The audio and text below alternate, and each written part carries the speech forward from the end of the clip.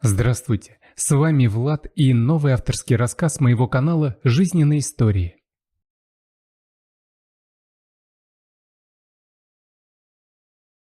«Ну и что ты обо всем этом думаешь?» Николай повернулся к жене. Валентина пожала плечами. «Наверное, то же самое, что и ты. Нужно что-то делать». «Нужно, Валя, нужно. Не для того мы наше солнышко растили, чтобы какой-то охотник за деньгами испортил ей жизнь. Ну, я не думаю, что он настолько умен, что с Дианой из-за денег, но отдавать дочь какому-то деревенскому лаптю я не собираюсь. Вон, Максим Чернов давно на нее засматривается, а у него и образование, и деньги». Николай, состроив гримассу, продолжил за женой. «А еще у него лысина, вечно потные ладони и килограмм 100 лишнего сала на теле». Валентина даже ногой притопнула. «Вон, она привела тебе нормального, только я что-то радости в тебе не замечаю». Они замолчали. Оба понимали, что нужно что-то делать, а не ругаться. Только вот что. Давно прошли те времена, когда дети слушались родителей, а значит, вполне возможно, что зять у них будет из самой что ни на есть глубинки. И не просто из глубинки, типа маленького городка, а из по-настоящему глухой деревни, в которой и коровы ходят, и козы бегают. В общем, в том, что Дмитрий не пара их дочери, были уверены оба. Но то, что их упрямая дочь влюблена, тоже видели оба. Это было опасно. Диана хоть и была девушкой разумной, но и упрямство ей было не занимать. Отец и мать любили ее до безумия. Тем более, что когда-то ее рождение помогло им сохранить семью. 20 с лишним лет назад Николай как-то удачно сумел влиться в струю тех, кто пошел в гору. То ли выбрал правильное направление, то ли просто ему улыбнулась удача. Но деньги появились сразу и очень немаленькие. Это вскружило молодому мужчине голову. Он практически не бывал дома. Валя знала, что у него есть какие-то девушки на стороне. Плакала, просила одуматься, но Николай просто никого не слышал. Валя была беременна, когда Коля явился домой и сказал, что подает на развод. Сказал, что Валя его больше не устраивает, в ней нет шика. Она старалась держаться, но голова закружилась, и она хлопнулась в обморок. Очнулась уже в больнице. Рядом сидел Коля. Беременность удалось сохранить, но дальше почти всю беременность она провела там. Николая будто подменили. Он просил прощения, целовал ей руки, плакал. «Знаешь, когда я понял, что мог потерять ребенка, мог потерять тебя навсегда, я будто проснулся. Правда не понимал, что творил, как в тумане каком-то». Роды были тяжелые. Почти месяц Валя провела в клинике. Наверное, именно поэтому они дрожали над Дианой, сдували с нее пылинки. Девушка окончила школу с золотой медалью. И это при том, что родители ни разу за нее не попросили. Потом университет. Его она еще не окончила, но преподаватели уже рисовали ей блестящую карьеру. И тут, откуда ни возьмись, появился этот Дима. «Валь, а откуда этот Димка-то, а? Как деревня называется? Что-то я запамятовал». Валентина улыбнулась. Все-таки они были очень подходящей парой. Достала из кармана блокнот, прочла. «Боровицы, в 200 километрах отсюда. Что ты задумал? Не забывай, сейчас другое время, и силой точно ничего не решишь». «Да перестань, Валюш. Сила все решала в любые времена, но дочка мне этого не простит. Поэтому попробуем деньги. Если нет, будем думать дальше. С другой стороны, когда это деньги не могли решить проблему? Да нет людей, которые их не берут. Есть просто недостаточные суммы». Николай улыбнулся и вышел из комнаты. Валя с тревогой смотрела ему вслед. Ох, очень нехорошие предчувствия у нее были. Какое-то неясное беспокойство за всю семью. Она даже головой потрясла. Да что ж это такое-то? На следующий день Диана объявила им, что собирается на каникулы в деревню к Диме.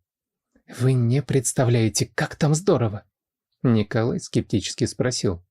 «И с чего ты такие выводы сделала? Или, может быть, ты там уже была?» Пап, ну конечно нет. Димка рассказывал. Я познакомлюсь с его семьей, и потом мы подадим заявление в ЗАГС. Коля и Валя переглянулись. И когда выезд? Диана мечтательно закатила глаза. Через неделю уже буду там. Обидно, конечно, что Дима уже уехал, потому что у него отпуск раньше начался. Но ему нужно помогать там. Он и так часто ездить не может. Какой заботливый Дима. Николай думал, что произнес эти слова тихо, но Диана что-то услышала. «Пап, ты что там бормочешь?» Ничего, тебе показалось. Вечером отец и мать закрылись на кухне. Я завтра поеду туда. Валя кивнула. «Может, и мне с тобой?» Нет, ты будь дома, а то Дианка явно что-нибудь заподозрит. На следующий день Николай отправился в Боровицы. Он примерно даже помнил, где эта деревня, потому что неподалеку, в другой деревушке, когда-то проходил что-то вроде практики.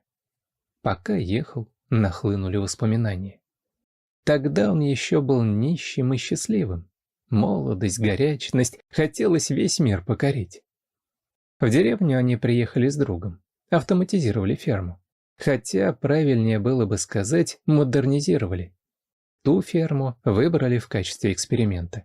И нужно было поменять всю технику на импортную. Их, конечно, в деревне чуть ли не на руках носили. Шутка ли? Теперь в навозе по колено не нужно будет ходить. Да и вообще, работу обещали не бей лежачего. Там, на ферме, Николай познакомился с молоденькой доярочкой. Такая она была, просто неземная. Не глупая, спокойная, красивая. Ему казалось, что он влюбился. В общем, все зашло далеко. Дальше, чем ему бы хотелось. Одно дело ночевать с Лизой, а другое дело знакомиться с ее родителями. И ведь знал прекрасно, что жениться на ней он не собирается. Но сказать ничего не мог. Отец у Лизы имел крутой нрав. Работал егерем, и если бы кто-то его дочурку попытался опозорить, пустил бы пулю в лоб, не раздумывая.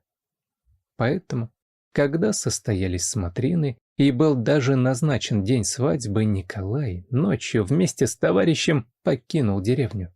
Тем более, что их работа была закончена. Давно это было. Честно говоря, Коля как-то и забыл обо всем этом, а сейчас вот, ехал в ту сторону и вспомнил. Интересно, а как сейчас живет Лиза? Наверное, замужем за каким-нибудь трактористом, детей 3, а может и больше. Она всегда говорила, что хочет иметь большую семью. А Коля хотел денег. Денег, карьеры, поэтому и сбежал в ночи. В Боровицы попал уже под вечер. По пути машина что-то захандрила, намучился с ней. Насколько проще было на «Жигулях» ездить, стукнул посильнее, все заработало и поехал, а тут пикнуло, что-то сказала и все, не с места. Хоть лупи ее, хоть уговаривай. Постояла, сама жила. Вот что в мозгах у этих японских игрушек, кто знает.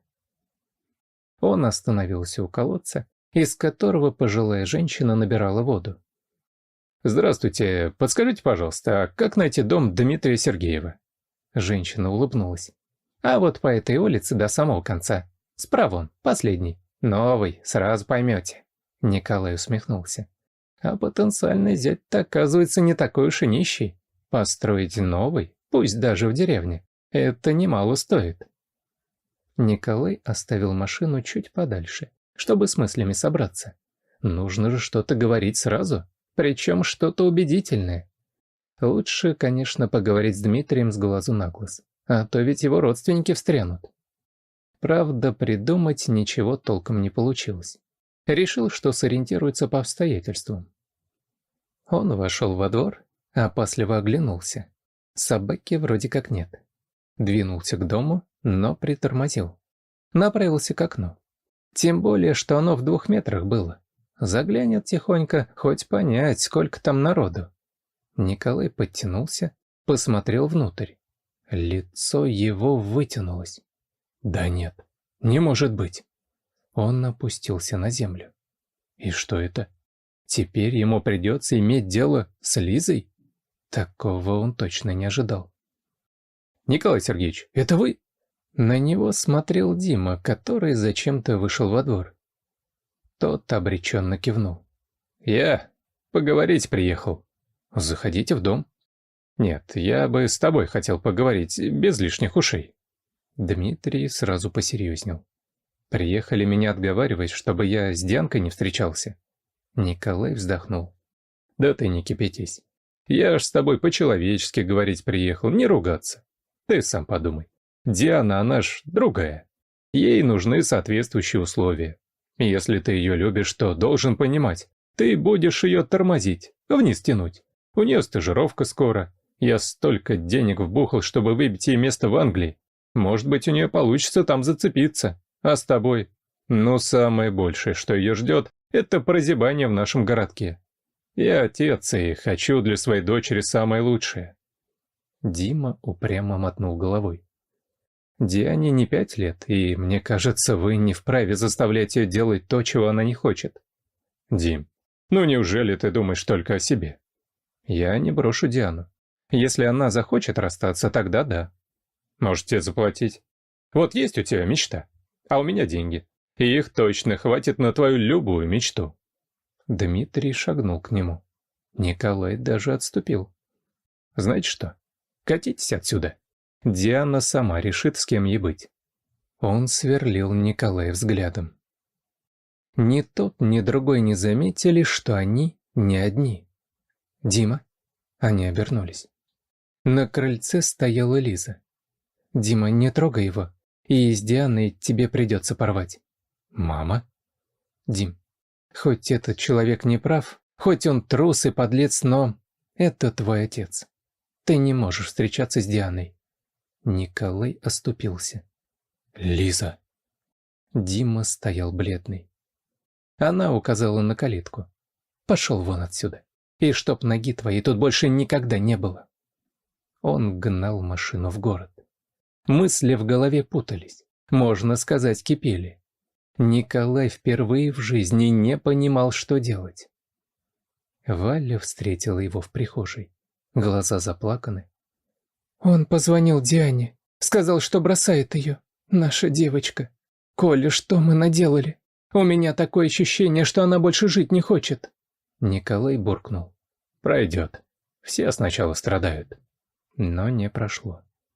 Диана просто не реагировала ни на кого. Лежала, отвернувшись, отказывалась от еды, перестала ходить в институт. «Диана, девочка, ну что ты так убиваешься? Будет у тебя кто-то другой. Ну зачем тебе тот, кому не нужна ты?» Через 2 недели Валентина расплакалась. «Коля, да пусть они встречаются, но пусть женятся. Ты посмотри на нашу девочку». Николай сам бы давно съездил к Диме, попросил бы прощения, только чтобы их Диана не страдала так. Но не мог. «Валь, нельзя. Не могу я». «Да почему? Черт с этими богатыми женихами!» «Да не в этом дело. Валя, Дима, он мой сын. Диана не может с ним встречаться». Валя тихо опустилась на стул. «Так, приплыли». Николай рассказал все как есть. «Я понимаю, что все это гадко. Было, конечно, до тебя, да и не знал я, хотя, если бы и знал...» Коля махнул рукой. «Папа? Папа?» Они резко обернулись. Диана, которая, видимо, слышала их разговор, тихо сползала по стене. Николай подхватил ее, усадил на стул. «Ну что мне сделать-то теперь, что? Только я виноват во всем этом». Валя дала дочери воды, тоже присела. «Ну что, пришло время и мне своих скелетов из шкафа вынимать». Диана и Николай удивленно посмотрели на Валентину. «Я всегда очень любила Коленьку. Мне даже мысль была невыносима, что я буду без него. Когда чуть не случился выкидыш, Коля изменился. Он стал идеальным, таким, какой в моем понимании должен быть мужчина. Только наша девочка родилась мертвой. Я очень страдала, но вбила себе в голову, что теперь меня Коля точно бросит. А в соседней палате умерла молоденькая девочка, а ребенок, тоже девочка, выжил. Я умоляла врачей, ползала на коленях. Нашу малышку похоронили вместе с той мамой, а ее ребенка я забрала себе. Да, я не сказала тебе об этом, Коля. Прости меня». На кухне повисла тишина. Первой заговорила Диана. «Значит, я вам не родная дочь?» Николай посмотрел на нее.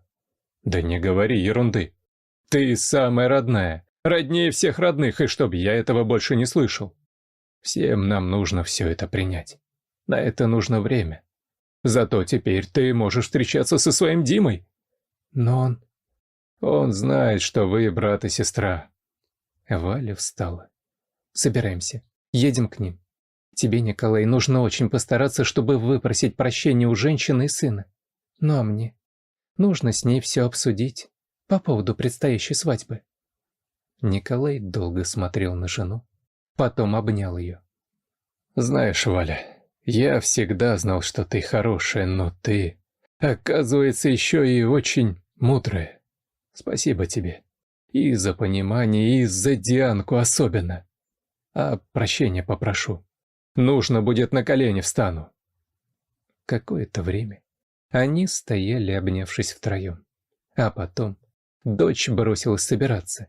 Не могла же она показаться будущей свекрови в таком бледно-зеленом виде.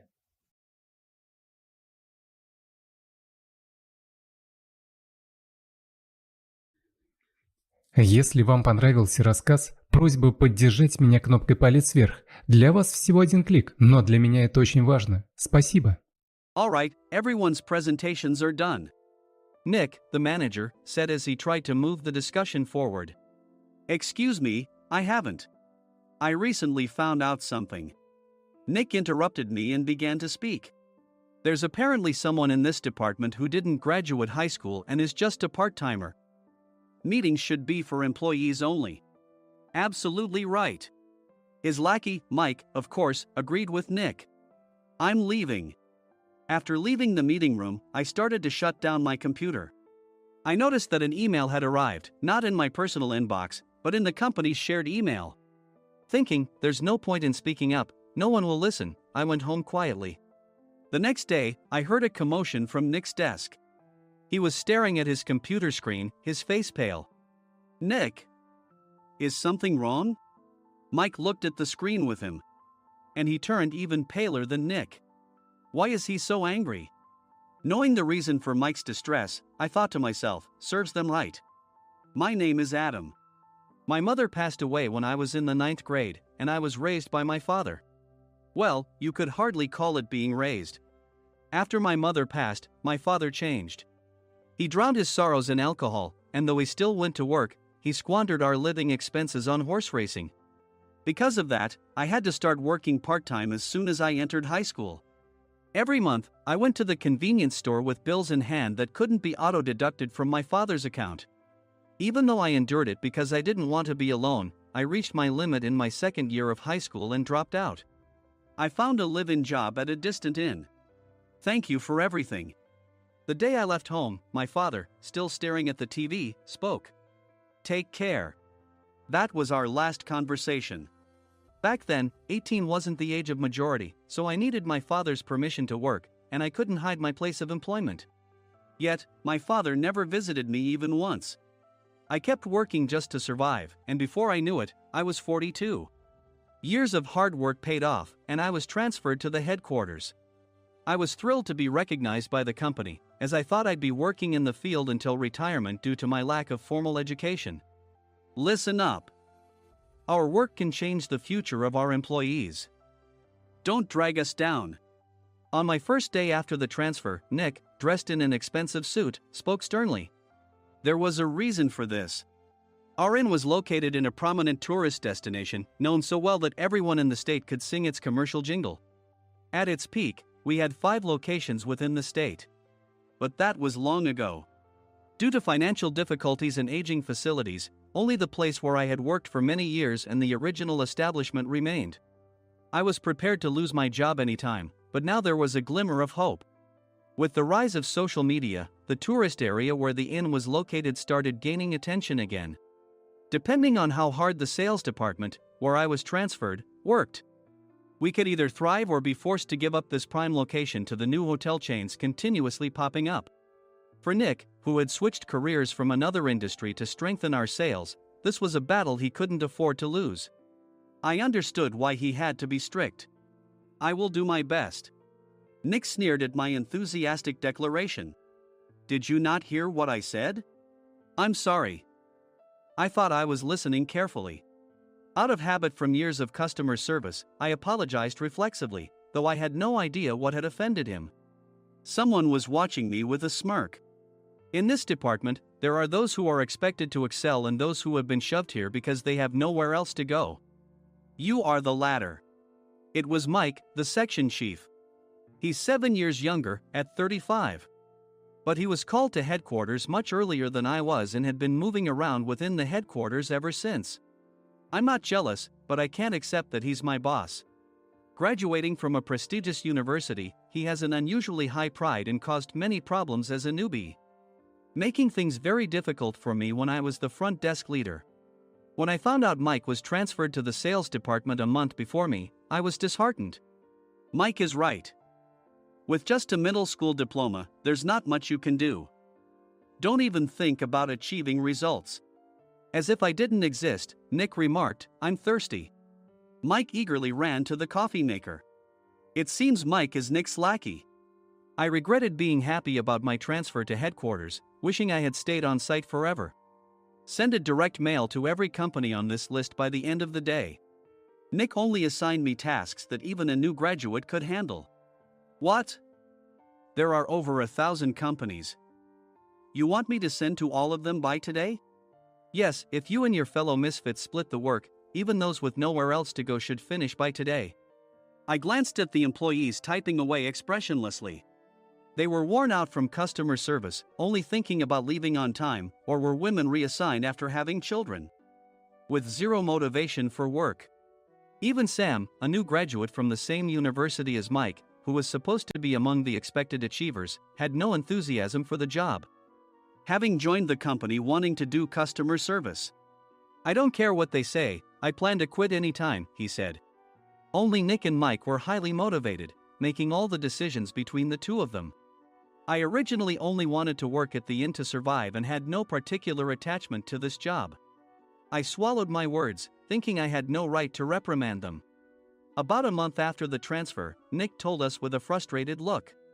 To commemorate the 50th anniversary, we've decided to create a plan exclusive for one group per day. Originally, Mike and I were supposed to come up with it, but our president, Mr. Thompson, insists on hearing everyone's opinions. So, you all get a chance. As Nick explained, Mike began handing out prints. Make sure not to embarrass Nick. If your ideas are half-baked, you'll have to redo them. It seemed that they had printed his handwritten notes by Mr. Thompson, which included several questions and a section for free responses. It made sense why Nick had to seek our input, given that all responses had to be submitted to Mr. Thompson. We were given a week to think about it, and a meeting was scheduled to compile our ideas. My plan is to let guests enjoy both the old and modern America. Nick began the presentations. Guests would watch a master confectioner at a nearby traditional sweet shop make sweets in front of them. The welcome drink would be premium tea in a bottle. Nick's plan was certainly attractive. After his presentation, Nick called on us to present in the order we were seated. Just as I stood up for my turn. All right, everyone's presentations are done. Excuse me, I haven't. I recently found out something. Nick interrupted me. There's someone in this department who didn't graduate high school and is just a part-timer. He was likely talking about me. I joined the company as a part-timer and was made a full-time employee when I turned 20.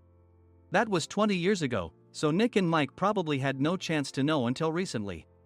Meetings should be for employees only. Absolutely right.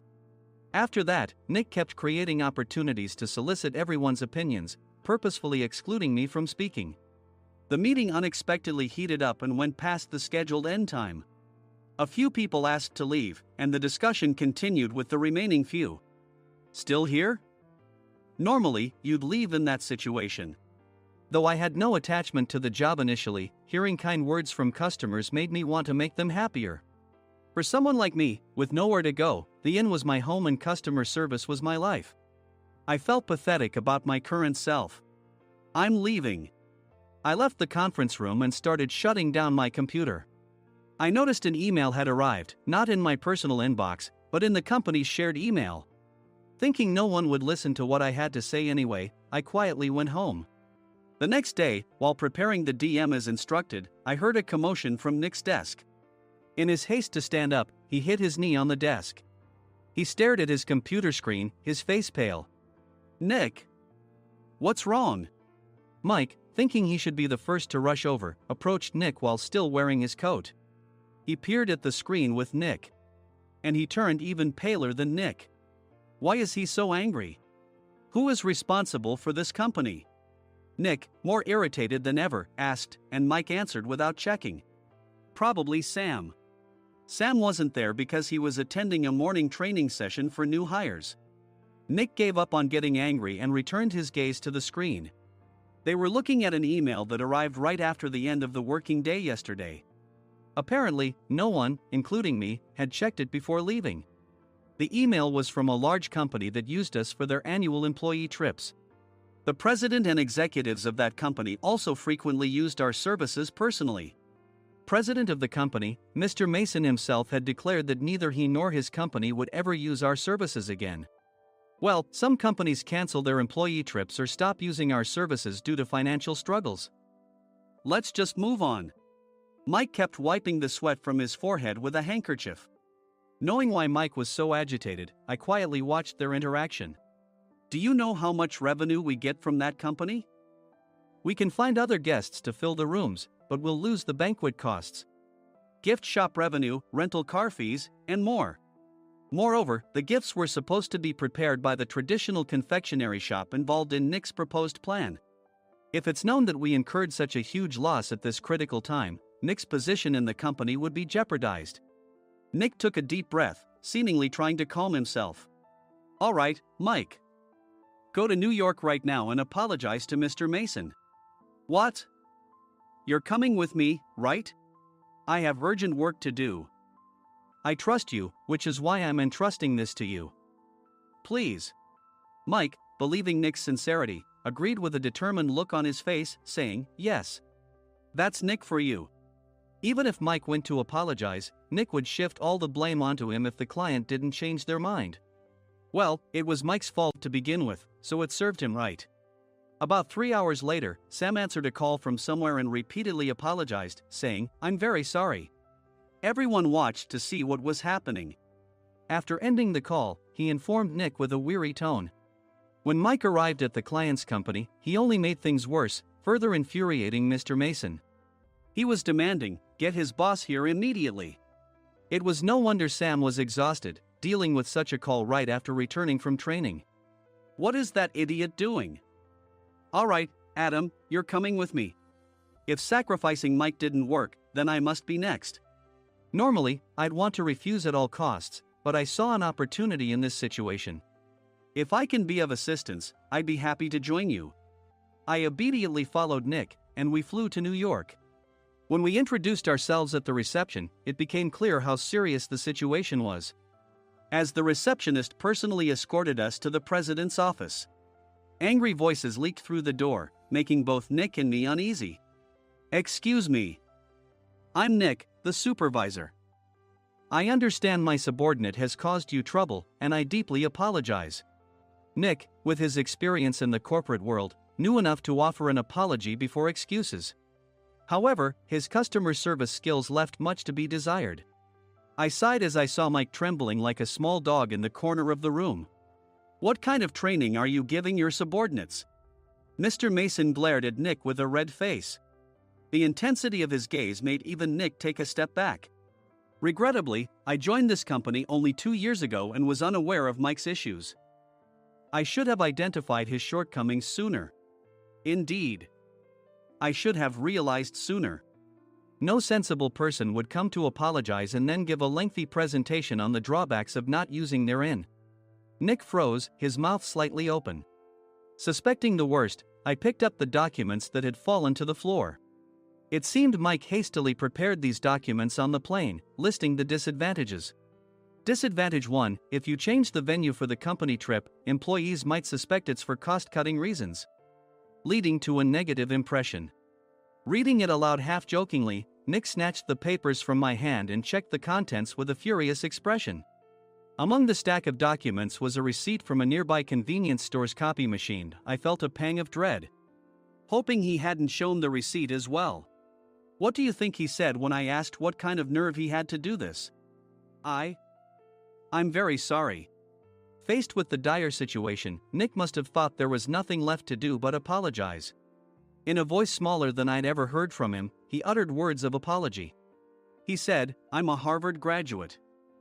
I don't believe I said anything wrong." Mike!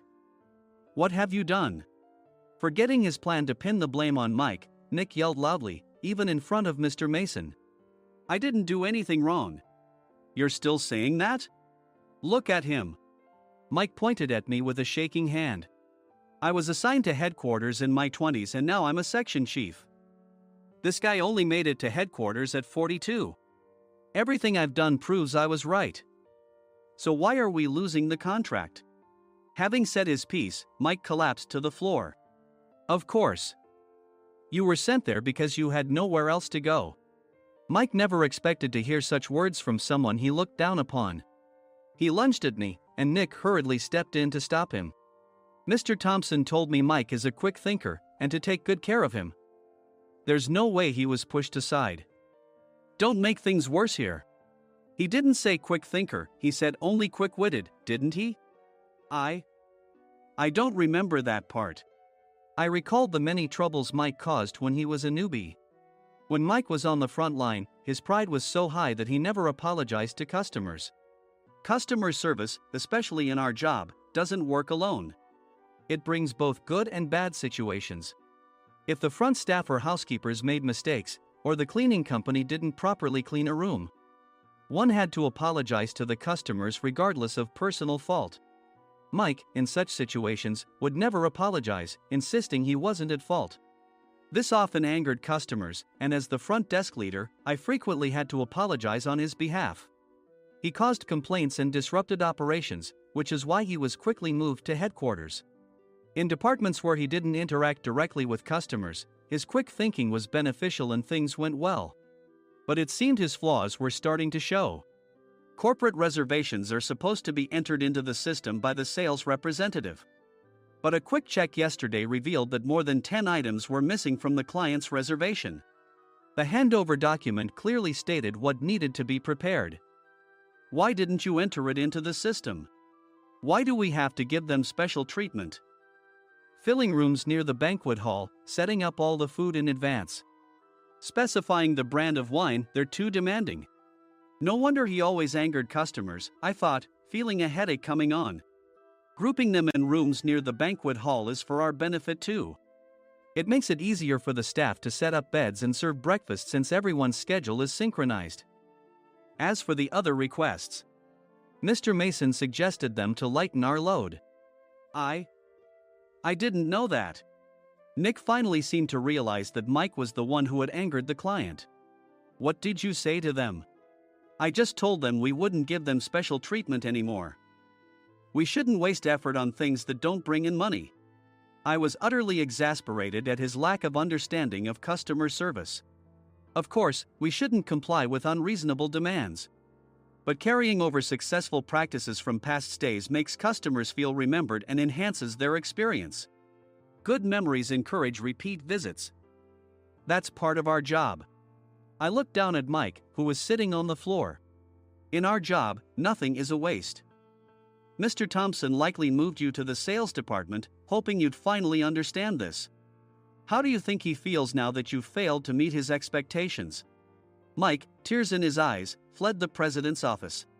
I was amazed he still hadn't apologized. You have it tough, Adam. It's okay, we're all employees of the same company. I deeply apologize for this disrespectful incident. Especially after all the care you've shown us. If it weren't for you, Adam, I really would have stopped staying here. When I heard you were moving to the sales department, I was willing to reconsider if you handled it. Seeing us talk so amicably, Nick's face contorted. do you two know each other? Adam's service is excellent. I always requested him specifically. Normally, we don't accept specific staff requests, but we made an exception for Mr. Mason, adjusting my shifts accordingly. He had personally stayed at our hotel just before my transfer, and during casual conversation, I mentioned, I'm moving to the sales department soon. If I hadn't told him then, things could have been much worse. Please continue to take care of us. I look forward to it. On the return flight, Nick awkwardly offered me a can of beer. It's still working hours. Of course, I had no intention of forgiving him for a single beer. Nick might try to pin everything on Mike and avoid any consequences. While pondering this, a startling fact came to light. Nick, the tea bottles for the plan have arrived. I handed Nick a bottle labeled with our inn's name. They look good. What are you talking about? These are plastic bottles.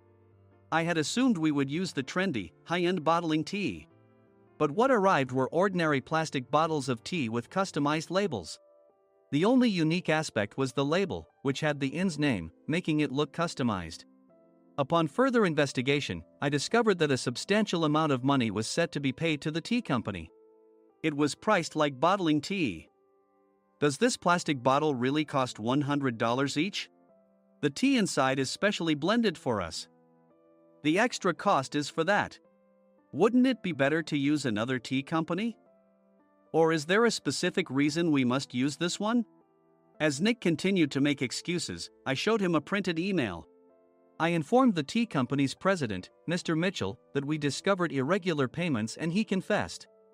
He said you two were high school classmates and planned to split the extra money.